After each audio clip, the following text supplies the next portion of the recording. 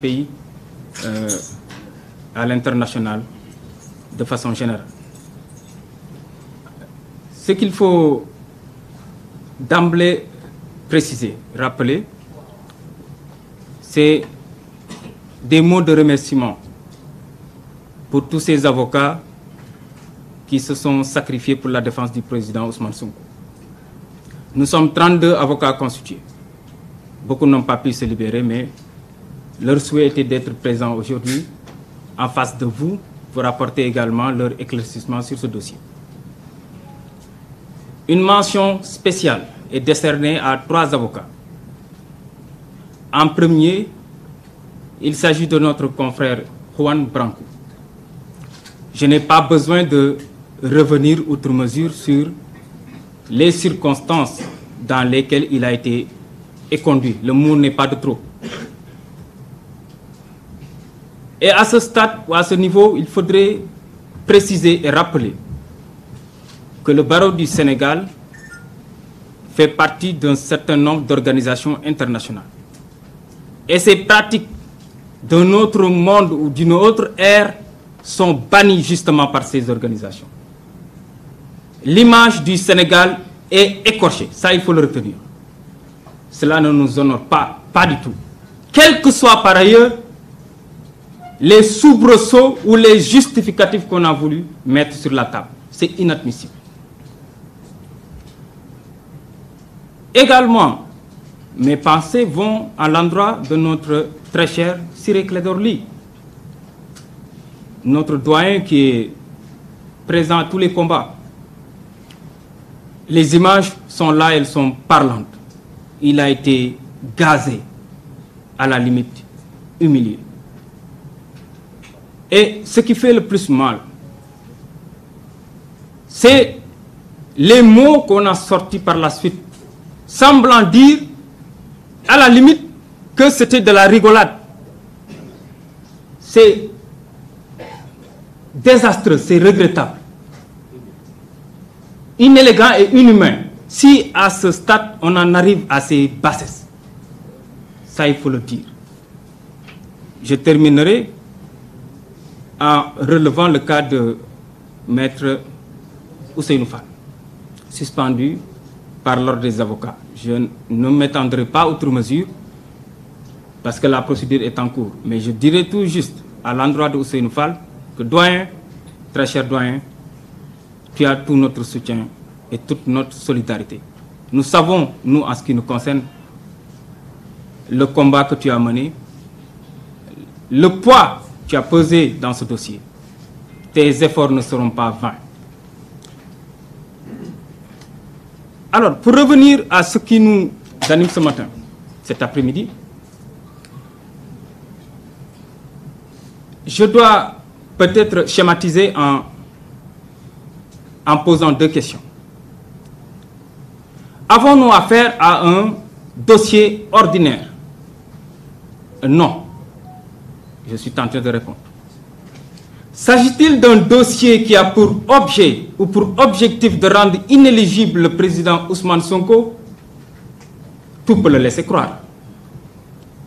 Et pour étayer mes débuts de réponse, je m'en vais m'appesantir sur des éléments factuels.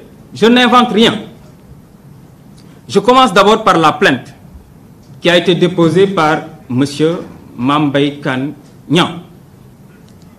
Il s'agit d'une plainte normale, ordinaire, initiée par un citoyen contre un autre citoyen, mais avec des infractions qui sont particulières. Dans notre jargon, ce qu'on appelle des infractions privées. La diffamation est une infraction privée, l'injure également, l'injure publique. Et généralement, la pratique ici dans notre prétoire, quand un citoyen dépose une plainte pour diffamation, généralement le procureur classe sans suite et demande à cette personne de faire une citation directe. Mais il n'y a pas de problème à ce niveau. Il n'y a pas de problème. Le procureur a estimé devoir diligenter une enquête de ce point de vue. Le dossier a été confié à la DIC dans sa section BAG. Mais ce qui est incroyable, c'est la célérité avec laquelle on a traité cette affaire. Je ne parle pas de l'enquête en tant que telle, mais de l'enrôlement de ce dossier en audience correctionnelle, parce qu'il s'agissait d'une procédure de renseignement judiciaire. Et je parle sous le contrôle de mes confrères qui sont beaucoup plus anciens que moi, qui ont une pratique du prétoire beaucoup plus ancienne que moi. De mémoire, on n'a jamais vu un dossier de renseignement judiciaire traité en si peu de temps et renvoyé en audience correctionnelle. Ça a été le cas du président Ousmane Sonko. Le 2 février déjà, l'audience a été fixée, programmée.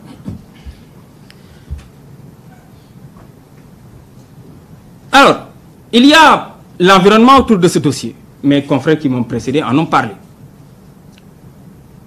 De mémoire également, et là j'invoque la jurisprudence et la pratique internationale. On n'a jamais vu un prévenu subir le traitement réservé au président Ousmane Sonko. Jamais. Sa maison barricadée, à des heures indues, sa liberté d'aller et de venir tronquée. Ses voisins, n'en parlons même pas. Aucun justificatif plausible. Parce qu'on ne peut pas me dire que c'est lié au statut du président Ousmane Sonko. Ça ne peut pas résister à l'analyse.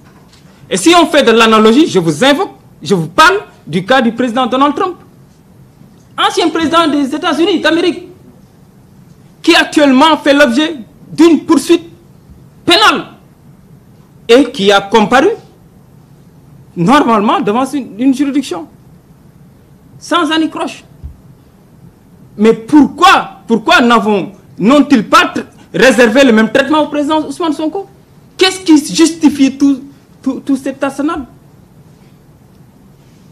Et ça, ce n'est pas le plus dramatique. Vous avez assisté au traitement qui lui a été réservé. Sa voiture caillassée, cassée dans des conditions incroyables.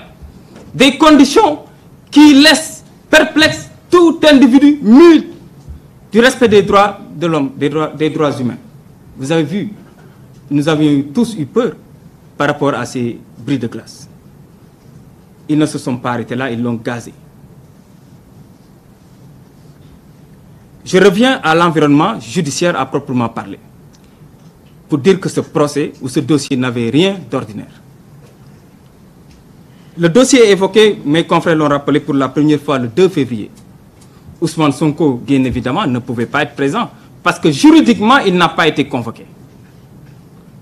Il n'a pas été convoqué parce qu'ils ont violé les règles du Code de procédure pénale, Maître Massokhna Kane l'a rappelé. Parce que je rappelle à l'attention des Sénégalais que la citation d'un prévenu ou d'une personne qui est attraite devant une juridiction est réglementée par des dispositions précises. Et le procédé qui a été utilisé par le procureur, c'est le procédé qui est utilisé in fine si la personne qui est convoquée est introuvable. C'est une citation à parquet. Les dispositions de l'article 548 du Code de procédure pénale. Alors que le procureur avait la latitude de le citer à domicile, si on ne le trouve pas à domicile, de le citer à mairie. C'est cette formalité qui a été sautée. Dans ces conditions, comment pouvait-il opposer au président Ousmane Sonko sa comparution? C'est pourquoi la défense avait pris la responsabilité, quand bien même Ousmane Sonko n'était pas présent, d'interpeller le président en lui disant que vous ne pouvez pas retenir cette affaire. Parce que les conditions de la citation de M. Ousmane Sonko n'étaient pas réunies, n'étaient pas remplies. Il n'avait pas d'autre choix que de reculer et de renvoyer. À la date du 16 février, M. Ousmane Sonko a comparu, bien évidemment. Mais les avocats, pour la majorité, venaient d'être constitués. Et le traitement réservé à cette affaire ne pouvait laisser la défense, mais permettre que l'affaire soit retenue. Ce n'était pas possible. Pourquoi? Voilà un dossier pour lequel le parquet fait sciemment a une volonté affichée de ne pas laisser le dossier, excusez de la répétition, à la disposition des avocats. C'est ce qui s'est passé. Le dossier était dans le bureau du procureur. Alors que dans toute affaire correctionnelle, nous le savons tous, les dossiers sont au niveau du service enrôlement.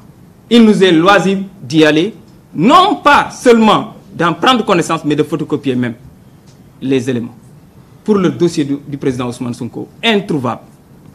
Il a fallu que des avocats se battent, notamment M. Babacar Ndiaye, faire des courriers pour en demander une copie. Donc, dans ces conditions, le dossier ne pouvait pas être retenu le 16 février.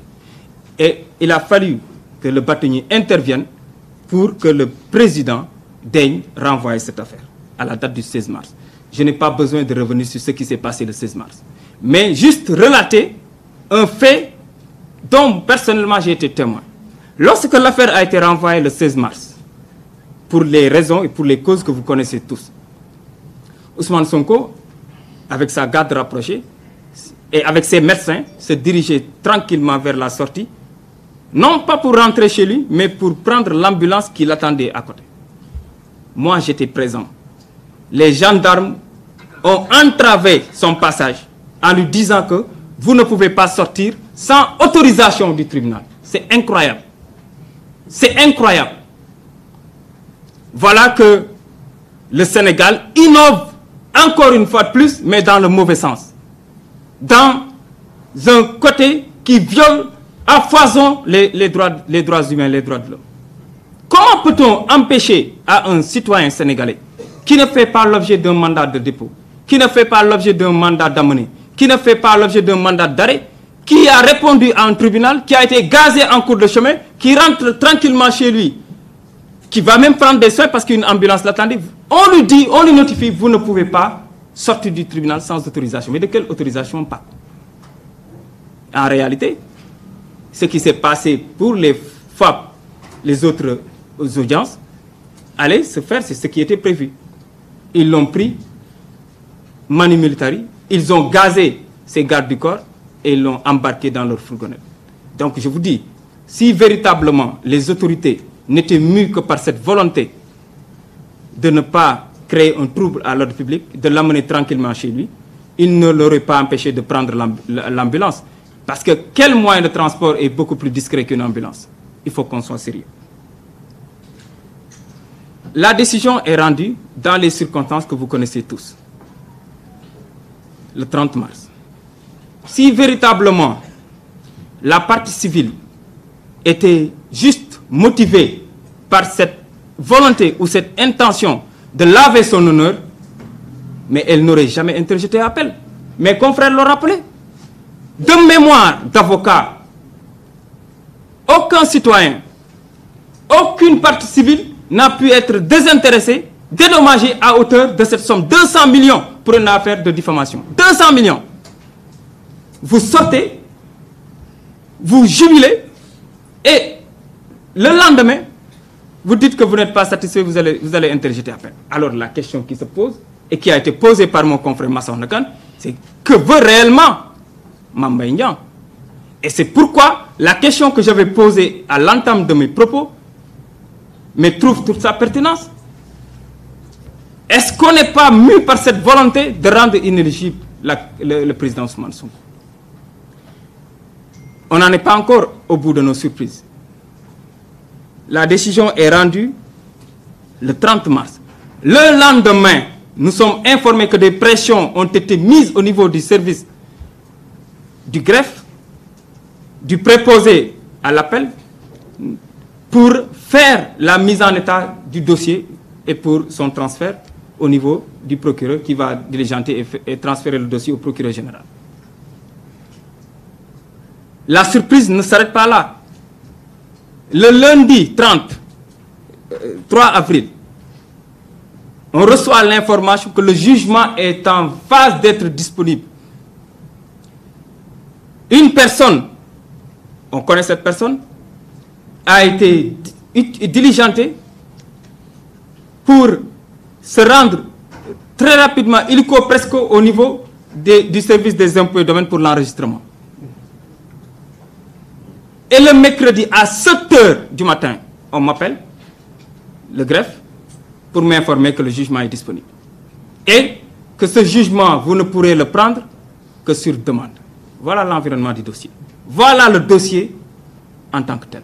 Maintenant, la situation elle est simple.